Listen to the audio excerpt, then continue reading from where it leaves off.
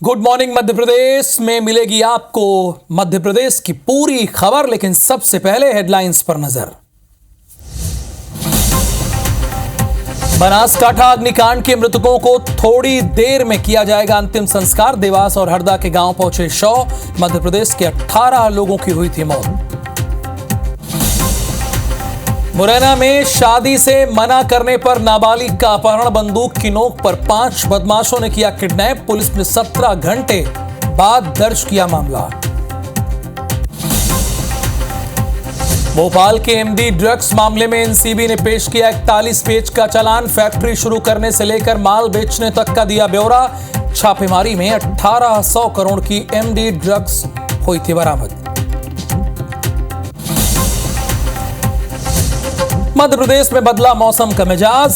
पिछले 24 घंटे में कई जगहों पर बारिश के साथ गिरे ओले। अगले 3 दिन तक गरज चमक और बारिश के पूरे आसार।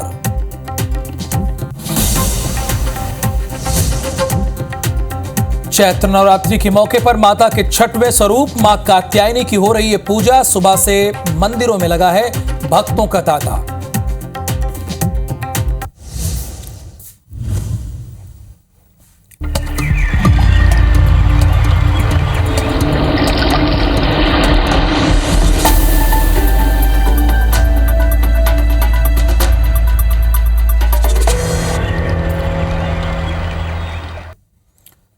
खबरों के लिहाज से पूरी दुनिया में आज का दिन बहुत ही अहम है। लोकसभा में वक्फ बिल पास हुआ तो अमेरिका के राष्ट्रपति डोनाल्ड ट्रंप ने जैसे को तैसा टैक्स लगाकर एक संदेश देने की कोशिश की और थोड़ी देर में रोटी की तलाश में एमपी से गुजरात आए 18 लोगों के शव उनके घर पहुंचने वाले हैं।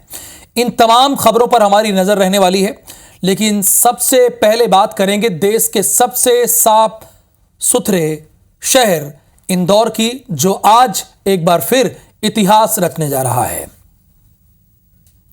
आज इंदौर नगर निगम का बजट पेश किया जाएगा। करीब 8,238 करोड़ रुपए का बजट प्रस्तावित है। बजट में नहीं लगाया जाएगा कोई नया टैक्स। एक देश एक चुनाव पर भी प्रस्ताव होगा। एक देश एक चुनाव पर भी आएगा प्रस्ताव। एक देश एक चुनाव के समर्थन में यह प्रस्ताव आएगा। इंदौर फिर इतिहास रखने जा रहा है। यह हमने क्यों कहा आप समझ गए होंगे। नगर निगम में एक देश एक चुनाव का प्रस्ताव रखा जाएगा। आज एक देश एक चुनाव के समर्थन में आज प्रस्ताव आएगा और निगम में इस तरह का प्रस्ताव पहली बार रखा जा रहा है। अंशुल मुकाती इस वक्त हमारे साथ लाइव जुड़े हुए हैं। अंशुल, आज बजट तो पेश ही किया जाएगा, लेकिन पार्लियामेंट में जो मुद्दे रखे जाते हैं वो मुद्दे यहां रखे जा रहे हैं। एक देश एक चुनाव के समर्थन का प्रस्ताव आ जाएगा।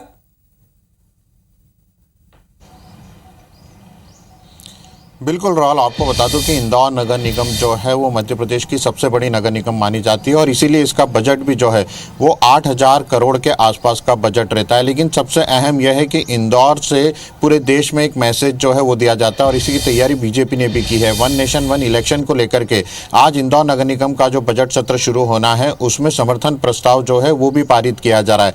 यानी कि देश की संसद में जो बिल आने वाला है, जिसकी तैयारी जो केंद्र सरकार कर रही है, उसके समर्थन में इंदौर नगर निगम अपने बजट सत्र में 1 नेशन 1 इलेक्शन का प्रस्ताव जो है वो पारित करेगा। हालांकि इंदौर नगर निगम के इतिहास में ये पहली बार है कि इस तरह का एक प्रस्ताव जो है वो 1 नेशन 1 इलेक्शन को लेकर के इंदौर नगर निगम ला रही है।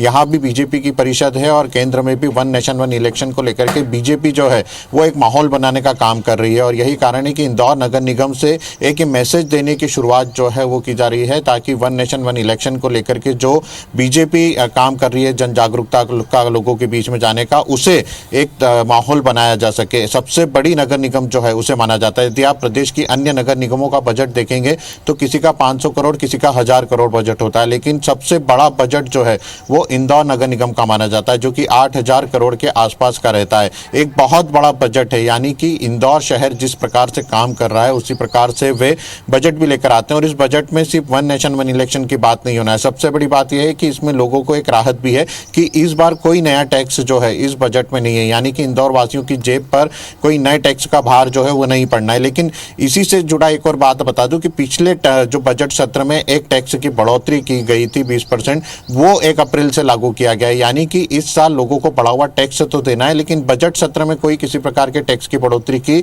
प्रस्ताव जो है वो नहीं लाए जा रहे हैं। इसी के साथ नमामि गंगे प्रोजेक्ट जो है, जो कि नदियों को साफ करने का प्रोजेक्ट है, उसे लेकर भी इस पूरे बजट सत्र में प्रस्ताव लाया जाए। हालांकि ये बजट सत्र जो एक हंगामेदार हो सकता है। जब वन नेशन वन इलेक्शन की बात की जाएगी तो कहीं ना कहीं विपक्ष जिस तरह से संसद में विरोध करता है, उसी तरह का विरोध भी वो यहाँ भी देखने को मिल सकता है। ये ठीक कह रहे हैं। और अंशुल ने एक बात ये भी बताई कि सबसे बड़ा निगम है और सबसे बड़ा बजट है। बजट तो पेश किया ही जाएगा, लेकिन वन नेशन वन इलेक्शन के लिए माहौल बनाने के लिए आज इसका प्रस्ताव भी पेश किया जाएगा।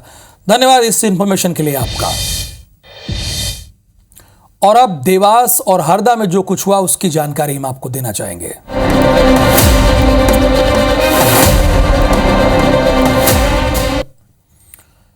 बिल्कुल सही, मेरे ठीक पीछे ही लिखा है कि ऐसी मौत किसी को ना मिले।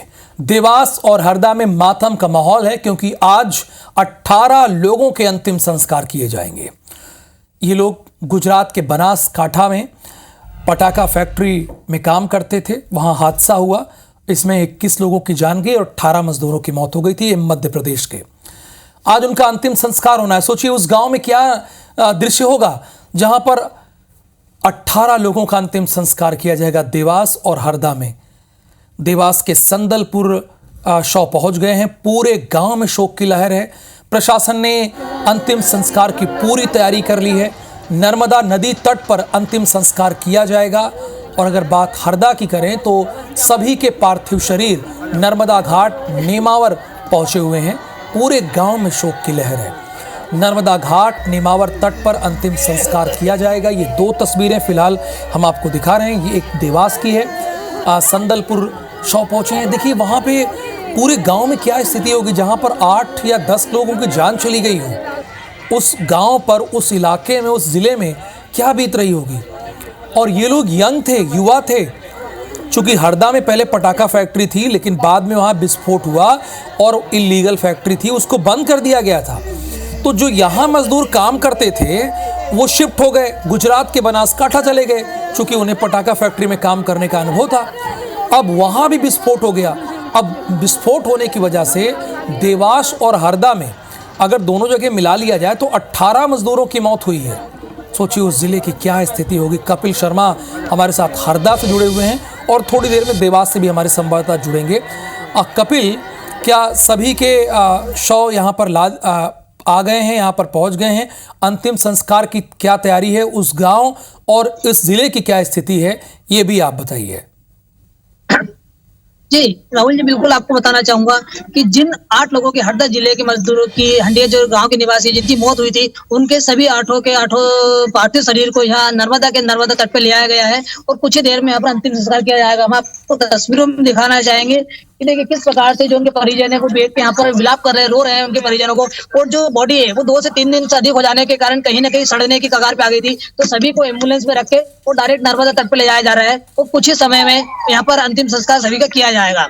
आपको बता दें कि ये सभी वो मजदूर है जो विगत 1 साल पहले हंडिया तहसील के जो गांव था कुलीपुरा टप्पर, जहां पर पटाखा फैक्ट्री थी सोमेश अग्रवाल की, जिसकी पटाखा हरदा में 6 फरवरी 2024 को पटाखा ब्लास्ट हुआ था।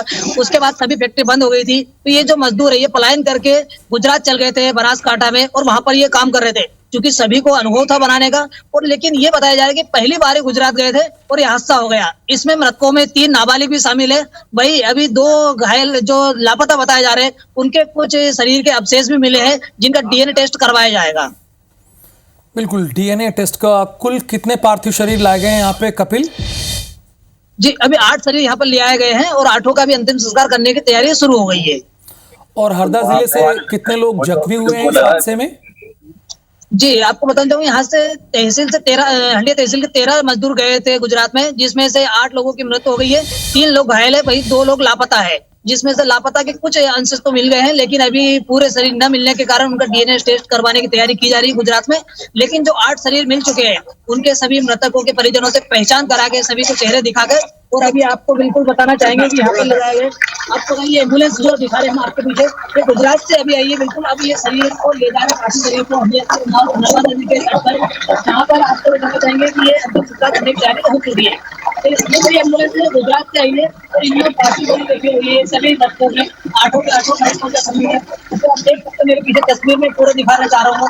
इस प्रकार से जो एम्बुलेंस आई है गुजरात से, इनके सभी के शरीर जो है बिल्कुल ये नर्मदा तट के बाजू में है। यहाँ पर उनका अंतिम संस्कार करने की सैया बनाई गई है, वहाँ पर ले जाने की तैयारियां शुरू हो गई है। बिल्कुल, ये गुजरात से डायरेक्ट यहाँ पर एम्बुलेंस आई है और सीधे नर्मदा तट पर इन सभी का अंतिम संस्कार किया जाएगा।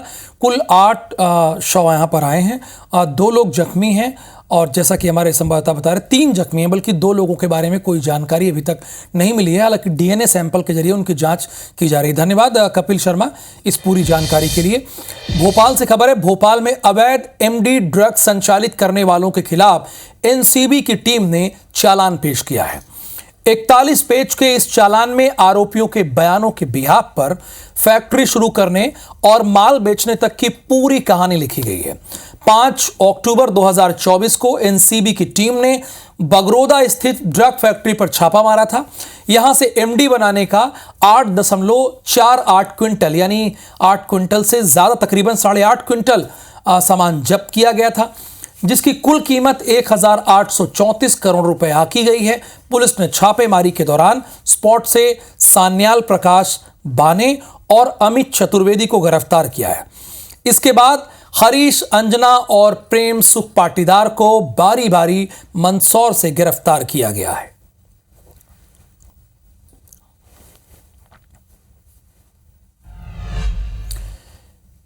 ईडी के भोपाल ऑफिस में दिवंगत जेल डीआईजी उमेश कुमार गांधी की पत्नी अर्चना गांधी और उनके भाई अजय कुमार गांधी के खिलाफ मनी लॉन्ड्रिंग का केस दर्ज किया गया है।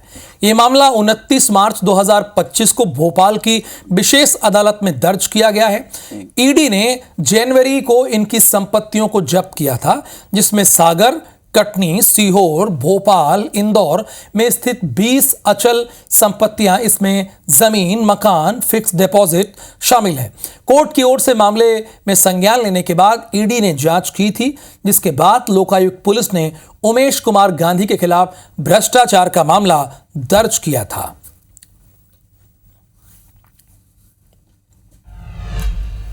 गुना के अनुराधा गली में संचालित एक स्पा सेंटर में पुलिस ने बड़ी कार्रवाई करते हुए देह व्यापार का भांडाफोड़ किया है। पुलिस ने मौके से 2 युवकों और 2 युवतियों को आपत्तिजनक अवस्था में गिरफ्तार किया है। मौके से पुलिस को कई आपत्तिजनक सामग्रियां भी बरामद हुई हैं। पुलिस को उम्मीद है कि पूछताछ के दौरान इस रैकेट से जुड़े अन्य लोगों के नाम भी सामने आ सकते हैं। पुलिस ये भी जांच कर रही है कि इस स्पा सेंटर में कितने समय से अवैध गतिविधियां चल रही थी और इसमें कौन कौन शामिल है। राधा गली में पेरिस थाई नाम में एक स्पा सेंटर है, जिसपे लगातार शिकायत आ रही थी कि इसके द्वारा देह प्रबंध किया जा रहा है, जिसमें आज टीम बनाकर सीएसओ साहब के साथ रेड की गई थी, जिसमें आपत्तिजनक चीज़ें मिली हैं और 2 महिला 2 पुरुष को गिरफ्तार कर लिया है। कम से कम 15 लोगों की टीम थी, जिसमें हमारे द्वारा हमारे आरक्षक को ग्राहक बना के भेजा गया था। बाद में ये सब कार्रवाई की गई। मुरैना में शादी से मना करने पर नाबालिग का अपहरण हो गया। बंदूक की नोक पर 5 बदमाशों ने अपहरण किया। नाबालिग के परिजनों ने शादी से मना किया था। नाबालिग लड़की के परिजनों का आरोप है बदमाशों ने 6 से ज्यादा राउंड फायरिंग किए। पुलिस ने 17 घंटे बाद मामला दर्ज किया। सिविल लाइन थाना क्षेत्र के नगर गांव में यह हुआ है। नाबालिग के परिजनों ने शादी से इनकार कर दिया था। शादी से मना करने पर नाबालिग का अपहरण हुआ। बंदूक की नोक पर 5 बदमाशों ने अपहरण किया। नाबालिग के परिजनों ने शादी से इनकार किया था। 6 राउंड से ज्यादा फायरिंग हुई है। और जो 90 के दशकों में आप बॉलीवुड की फिल्में देखा करते थे, उसमें जो कुछ भी कहानी आपको सुनाई जाती थी वो मुरैना में आज भी होती है।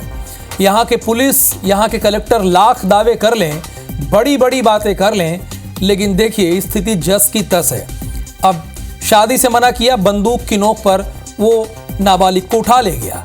इसके पहले आपने कई खबरें देखी जिसमें भूमाफिया जो हैं, जो वन विभाग ने ट्रैक्टर ट्रॉली कब्जा करके लिया था, बरामद कर लिया था, उसे छुड़ा के चले जाते हैं। और अभी देखिए, बंदूक की नोक पर 5 बदमाशों ने अपहरण कर लिया, क्योंकि शादी से इनकार किया था नाबालिग ने।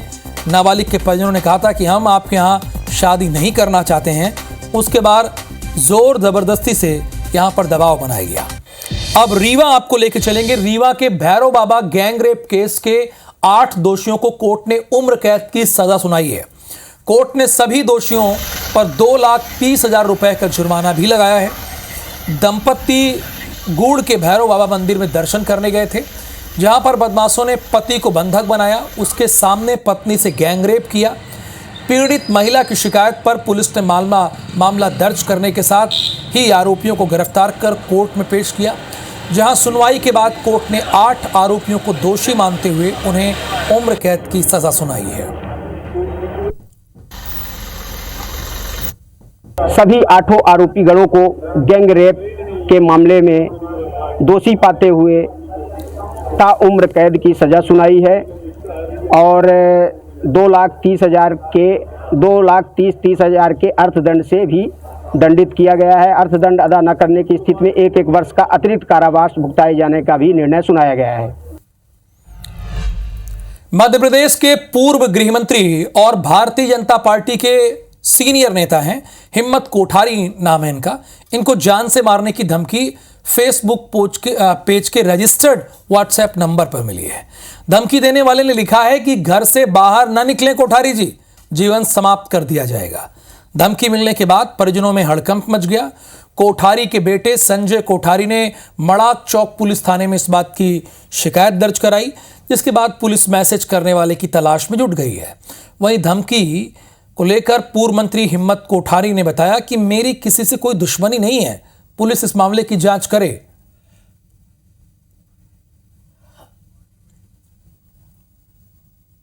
पहले भी मुझे मिली थी धमकी, तो वो तो ट्रेस हो गए थे, सब हो गया तो समाप्त।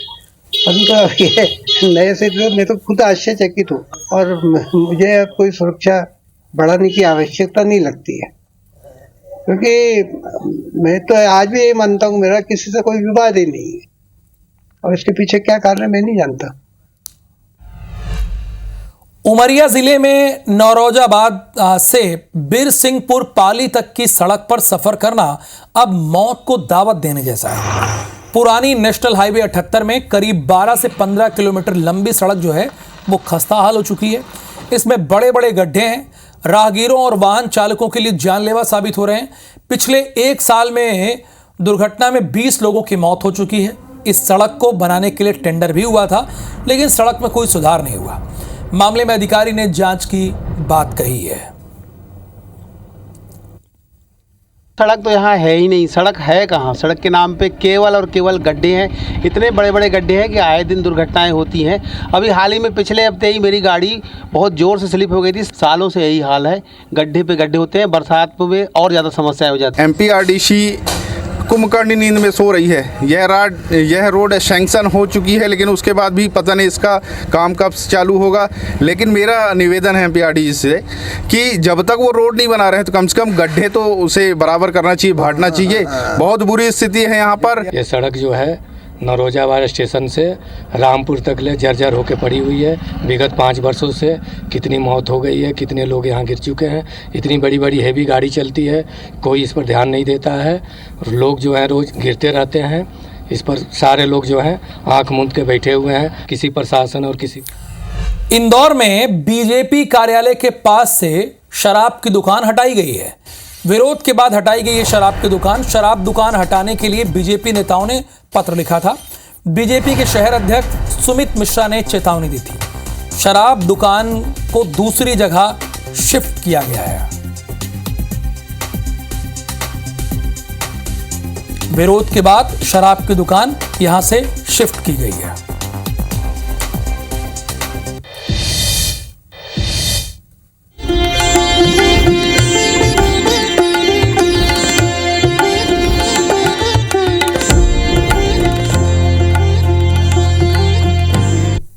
चैत्र नवरात्रि का आज 6वां दिन है। मां कात्यायनी की पूजा हो रही है। सुबह से ही मंदिरों में भक्तों का तांता लगा हुआ है। भोपाल के करुणाधाम मंदिर में विशेष पूजन और अनुष्ठान किया जा रहा है, जिसकी तस्वीरें आप देख रहे हैं। आज चूंकि वैसे देखा जाए तो 5वां दिन है, लेकिन आज नवरात्र का 6वां दिन है और आज मां कात्यायनी की पूजा होती है। इस दिन की पूजा का बड़ा विशेष महत्व है और हमारी संवाददाता काली माता मंदिर पहुंची हुई हैं और भोपाल में ये जो काली माता मंदिर है बहुत ही प्रसिद्ध है। इसकी बड़ी मान्यता है, यहाँ पर दूर दूर से लोग आते हैं। साक्षी यहाँ पर काली माता के दर्शन तो कराएंगे ही और साथ ही साथ इसकी मान्यता के बारे में भी आपको बताएंगे।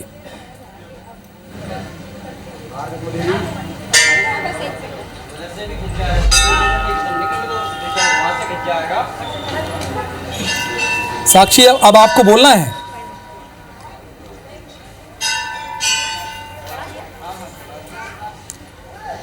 जी बिल्कुल, देखिए राहुल, माता की मूर्ति देखकर और माता की छवि देखकर मन इतना मुग्ध हो जाता है कि कुछ भी बोलने का मन नहीं करता है। मन भक्ति भाव से भर जाता है। इस वक्त हम अपने दर्शकों को माता रानी के दर्शन करा देते हैं। सबसे पहले इस वक्त मैं मौजूद हूँ कालिका विजयासना माता मंदिर में और आप देख सकते हैं कि यहाँ पर सुबह से ही जो भक्त हैं वो माता रानी के दर्शन करने आ रहे हैं। सबसे पहले दर्शकों को हम माता रानी के दर्शन कराते हैं। यहाँ पर माता रानी की 14 फीट की लगभग विशाल काय मूर्ति है, काली माता की मूर्ति है और आप देख सकते हैं कि माता रानी की मूर्ति का श्रृंगार कितना सुंदर किया गया है। नींबू की माला माने पहन रखी है, चूनर ओढ़ रखी है, हाथ में त्रिशूल है, खड़ग है, खप्पर है और रक्त बीज का संहार करते हुए माता रानी की ये जो मूर्ति है मन को मोह लेती है और दर्शन करते ही मन में एक शक्ति भाव जो है, शक्ति की भावना जो है वो आ जाती है। और लगातार यहाँ पर अभी जो महाआरती है वो महाआरती हुई है। लोग यहाँ पर आरती करके और बस प्रसाद ले रहे हैं और यहाँ पर लगातार दिन भर नवरात्र के समय जो है वो भीड़ लगातार देखने को मिलती है। लोग अपने ऑफिस आते जाए व्यस्त समय में भी निकालकर माता के दर्शन करने यहाँ ज़रूर आते हैं। तो इस वक्त हमारे साथ राहुल पंडित जी यहाँ पर मौजूद हैं और हम पंडित जी से बात करते हैं कि क्या कुछ विशेष अनुष्ठान जो है नवरात्रि में होने वाले हैं। नवमी को हवन होगा। यहाँ पर प्रथम दिन घट स्थापना हुई थी, नवमी को हवन होता है, भंडारा होता है दशमी को, माताएं बहनों को स्वास्थ्य सामग्री का वितरण होता है नवमी को महाआरती के पश्चात और कन्या भोज होता है दशमी को, भंडारा होगा। मंदिर समिति की तरफ से आयोजनों में मां भगवती के यहाँ विशाल भंडारा और माताएं बहनों को स्वास्थ्य सामग्री वितरण की। तो बिल्कुल देखिए, इस मंदिर की खासियत ये है कि माता रानी की तो पूजा होती है, लेकिन नवमी के दिन यहाँ पर जो महिलाएं आती हैं उनको स्वास्थ्य से संबंधित कोई भी समस्या है उनको जो मेडिसिन है वो उपलब्ध कराई जाती है नवमी के दिन। तो इस मंदिर की बेहद खास बात ये भी है, यहाँ हमारे साथ जो है वो कुछ महिलाएं मौजूद हैं। एक ऐसा मंदिर है, आप साक्षी बात कीजिए, जो कि समय का अभाव आप इन लोगों से बात करती रही, जहां पर महिलाओं को मेडिसिन भी उपलब्ध कराई जा रही है। धन्यवाद आपका इस जानकारी के लिए। और